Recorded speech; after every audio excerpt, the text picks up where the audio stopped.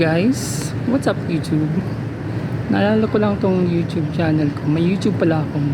May channel pala ako. Pero at least 10,000 subscribers din to channel na to. Naaalala ko lang tong channel na to pag wala akong work. So that means wala akong work today. Nawala yung client namin. So walang work. So anong gagawin? Mag-vlog na lang tayo. So samahan nyo ako sa Intramuros at sa Esplanade. So bibisitahin natin doon yung mga buildings, yung mga bagong. So mamaya pupunta tayo doon, pero ngayon masyado pang mainit. By the way guys, pumunta pa lang ako dito. So makailangan ko ng LRT1 galing EDSA. So sa mga di nakakaalam kung paano papunta dito sa area na to, sa may Luneta, then Intramuros, sasakay ka lang ng LRT1, then bababa ka ng United Nations Station. Then pamasahe from EDSA is only 20 pesos, and that's around 6 stops. Then from United Nations Station, maglalakad ka lang ng konting distansya from here. From the station is around 6 minutes. Na-renovate pala itong area na to, no? Kasi dati nandito yung yung statue ni Magellan. Lapu-Lapu. Pero wala na siya dito. Nandito na siya sa gilid.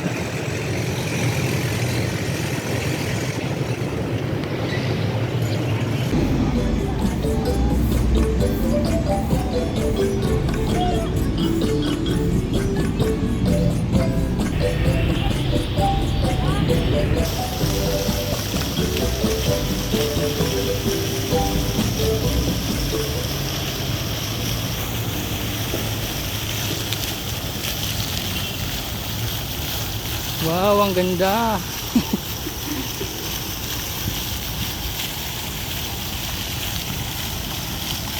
Yung mga turista pa dun, no? Tambay-tambay sila.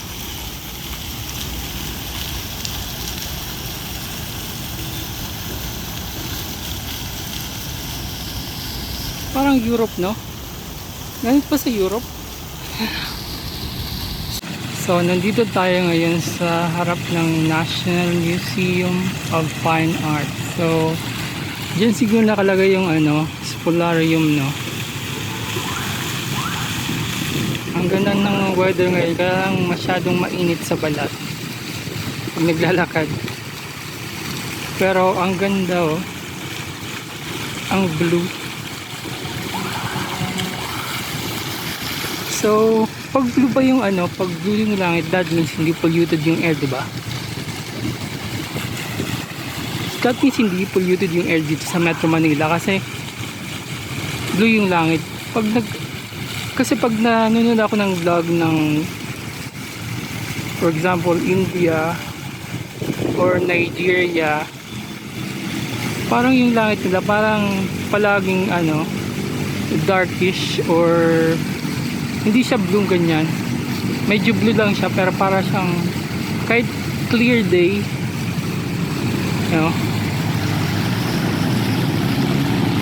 nandun pala yung Metro Manila, hindi Manila, anong tawag dito,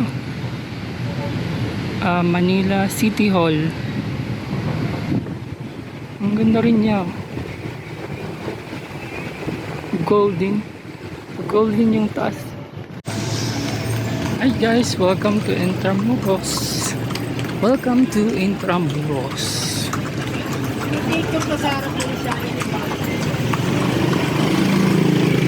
Ito na tayo sa arko ng Intramuros. Okay, ito pala yung walking street ng Intramuros.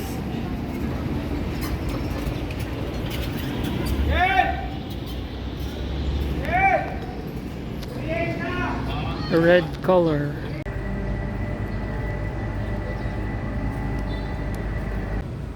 Sorry guys, haggard na. Pero ang ganda pala, ang Ang ganda nitong building na to.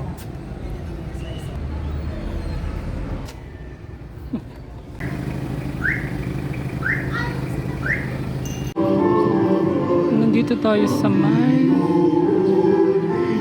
San Agustin Church. Anong ginagawa lang ba?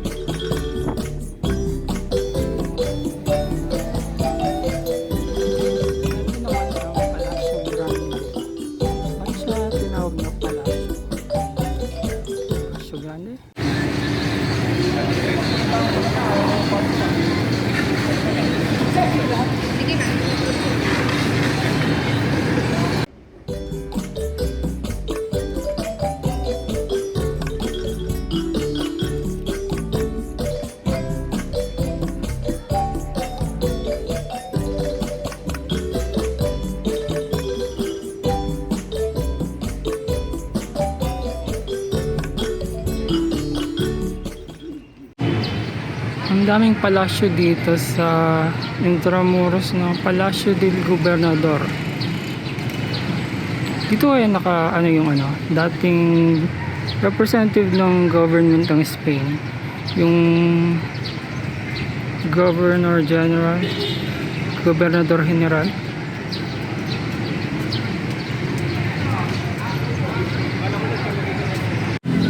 Okay, so nandito tayo ngayon sa Plaza Roma sa harap ng Manila Cathedral.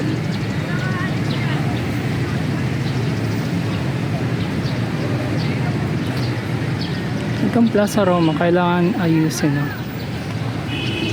Parang nakalabas na yung ugat, mga puno.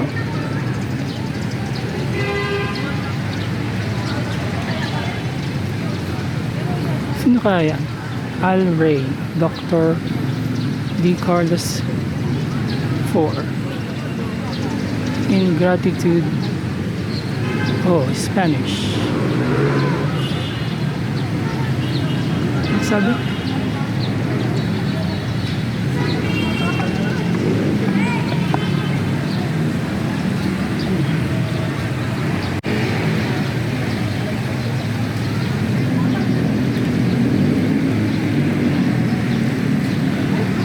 Siya pala si Charles IV, King Charles IV of Spain. Monument in honor of Charles IV, King of Spain.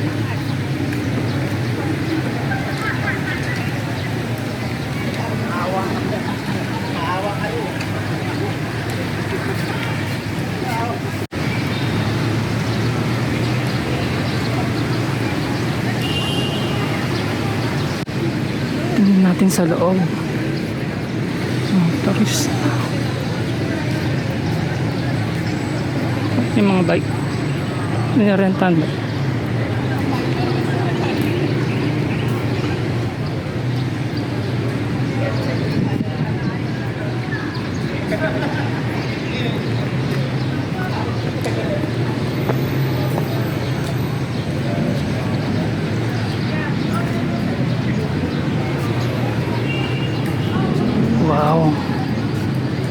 ko lang nakita to, loob nito.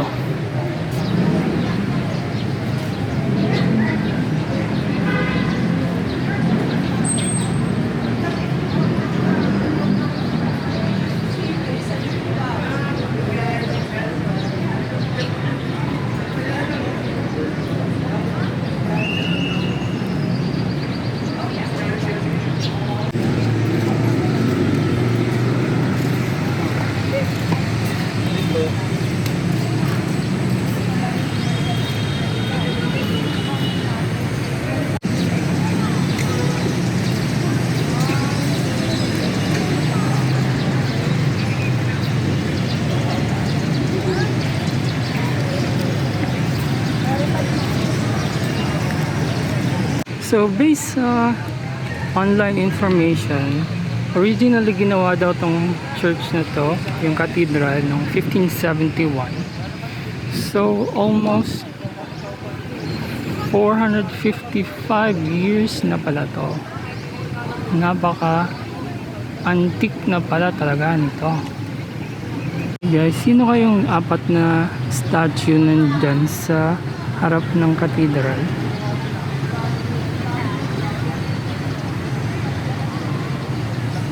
Comment down below kung sino nakakaalam.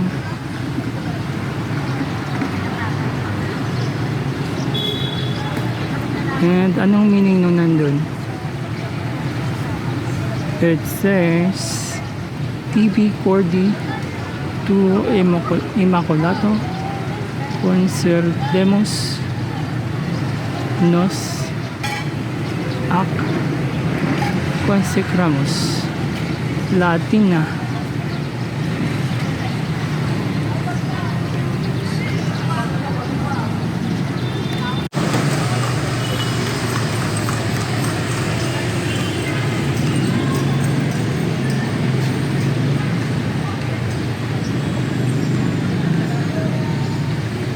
Pag nagutom kayo, meron naman dito mga kainan. May KFC, Chowking, may Starbucks. At interesting yung itsura nila kasi naka-ano yun sila. Sabay din nila sa pagiging classic ng lugar, ng area. Hey guys, it's now 4:45 ng hapon. So bago pa mawala yung araw, punta naman tayo sa Pasig River Esplanade, which is 4 minutes away from here. Let's go. Okay, so nandito naman tayo sa Plaza of King Philip of Spain.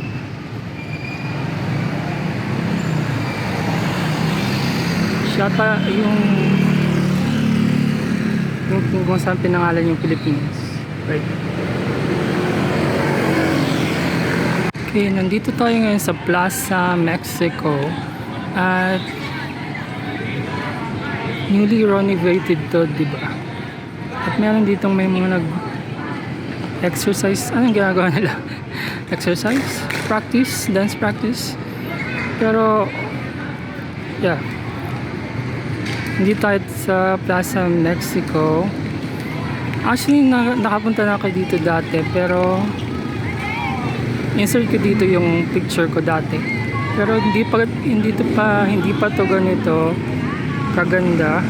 Tapos yung building sa likod, ano siya, parang abandonado siya dati.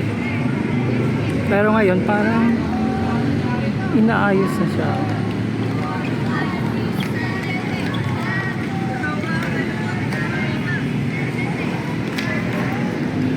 Dito lang siya sa may Pasig River.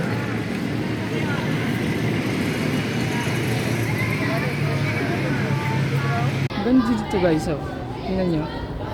Wow. So guys, aakyat tayo dyan para makapunta sa Esplanade. Okay, punta na tayo dyan. Check natin yung quality ng water.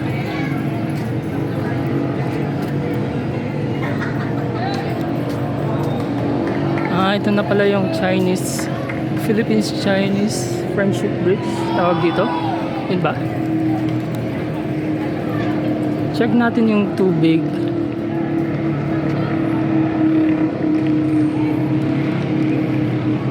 So kulay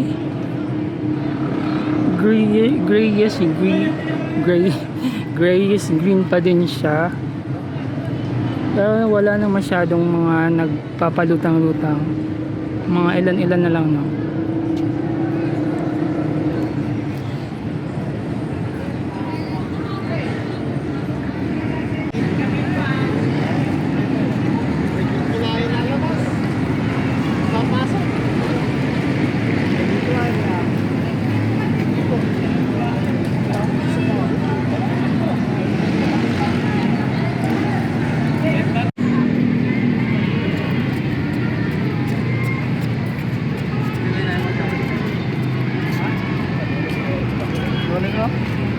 Diyan ay mag-jogging sa mga hindi mag-jogging.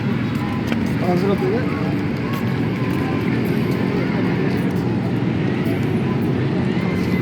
So ito ata yung newly opened na part ng Esplanade. So mas malawak siya kaysa dun sa ano, original na nandun sa kabila. Tapos dito may mga parang tarpaulin ng mga paintings. Guys, ang init kaya nandiyan ang mga tao sa gilid, oh. Dito kami sa gilid kasi masyadong mainit. Kahit 5 PM na.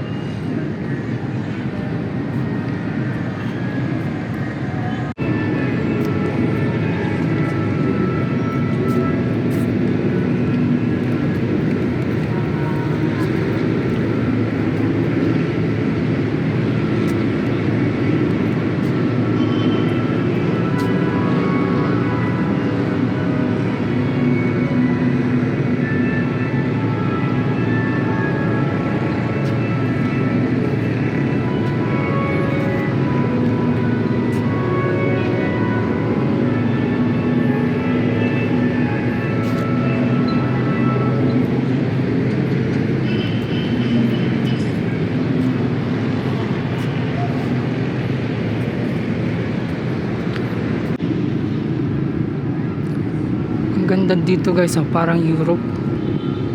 Wow.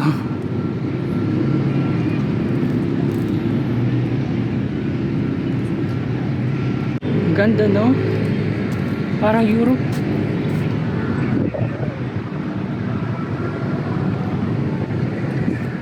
Nice. Nice, oh.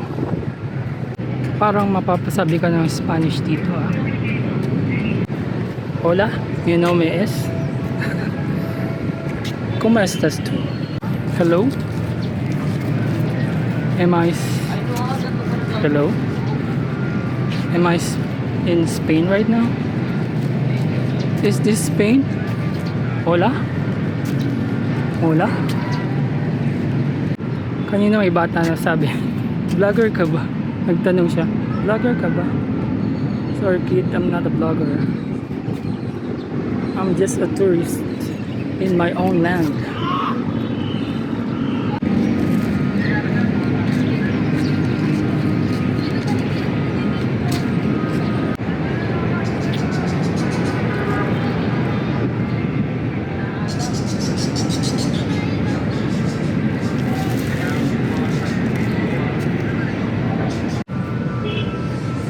Yung setting parang nasa ano nung unang panahon, no? Yung mga panahon ng Kastila. Kasi kuya, magsabi ako ng Spanish dito. For example, please subscribe to my channel. Subscribe to my channel sa Spanish. Habang nandito sa view na to. Huh? Tayo lang, tingnan ko lang ng translation ng subscribe to my channel. Chicos, por favor, suscríbanse a mi canal en YouTube. De YouTube. Gracias.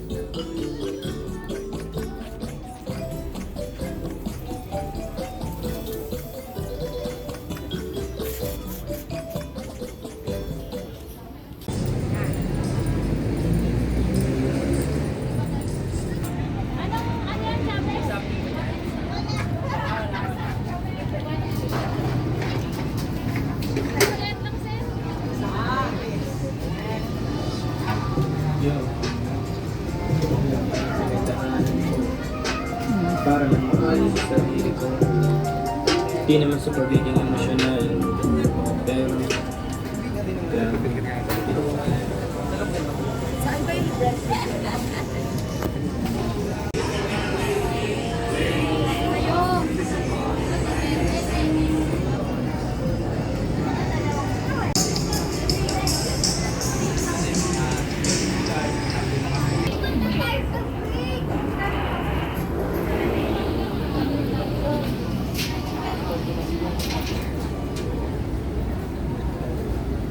Journey.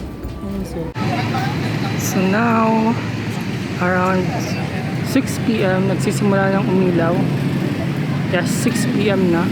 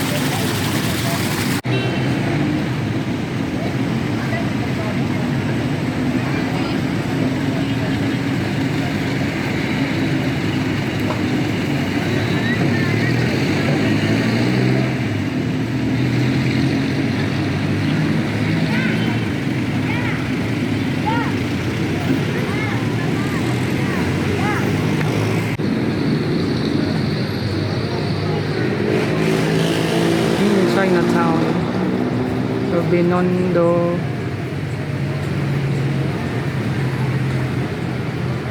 Inailaw na ni Mayor ang ilaw.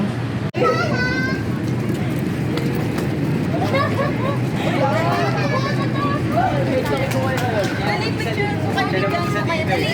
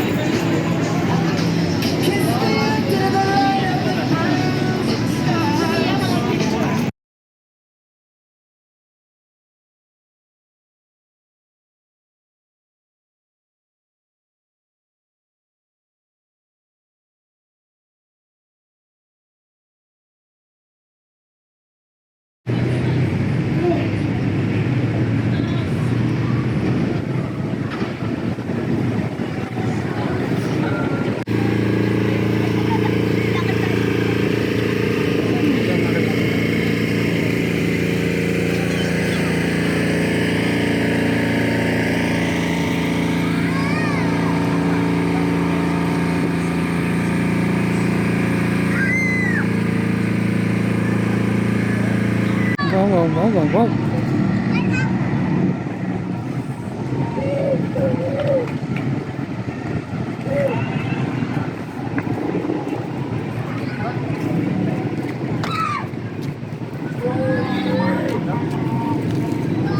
Mas dumami ng mga tao, guys.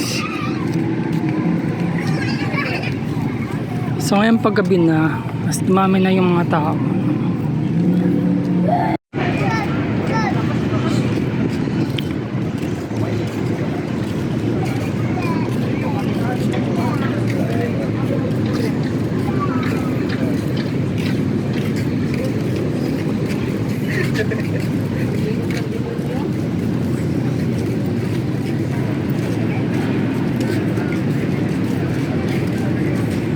Anyway, I'm gonna end the vlog here now, guys, sa beautiful Intramuros River, Pasig River Esplanade.